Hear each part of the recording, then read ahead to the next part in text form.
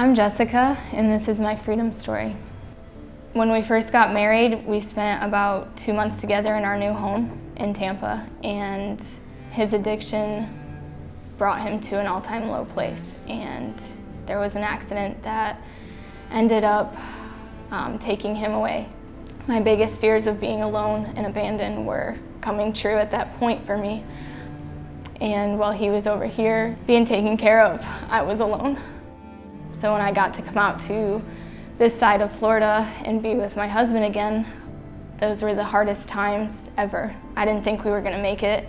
We were discussing divorce like after a year of marriage, and we were both so broken and damaged, and I was continuing to go to him for support, and I needed him to tell me that I was loved and that I was okay.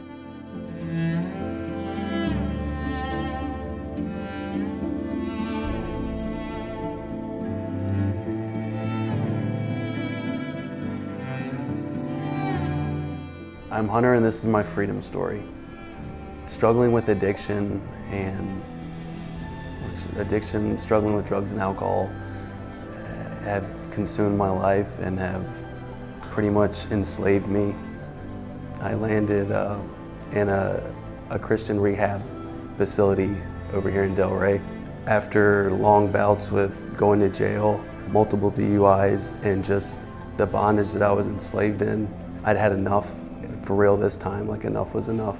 I was tired, I was worn out. I couldn't stand on my own 2 feet, I couldn't hold a job.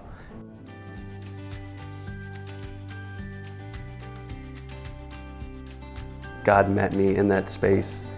He revealed himself to me through other people. He pretty much turned my heart inside out and said, you do have a servant's heart. You're not as selfish as you think you are. You have a lot more to give than you think. I just kept showing up.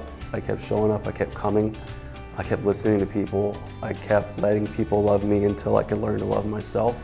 And God showed up. God showed up, He changed me. My marriage started getting better.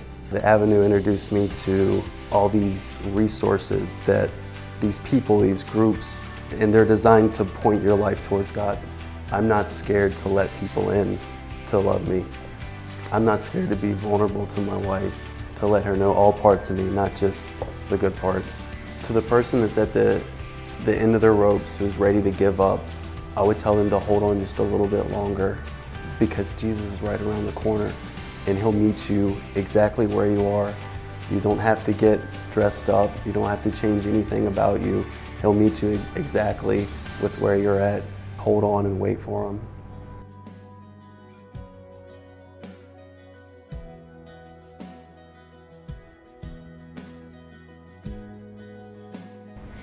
I will never forget when Jesus spoke to me so clearly. He said, I am enough. That was a turning point for me. I've seen it just in 4 years. How could you bring us from a place where we were to where we are now? Financially stable, friends that love and care about us, a marriage where we know who we are in Christ, and that we're able to pursue each other in a beautiful way. It didn't matter how I was performing, what I'd done in the past, who I was completely accepted. And He pursued me recklessly. I love that word because it seems reckless to love someone that's gonna continue to sin or mess up, and He doesn't care. There's no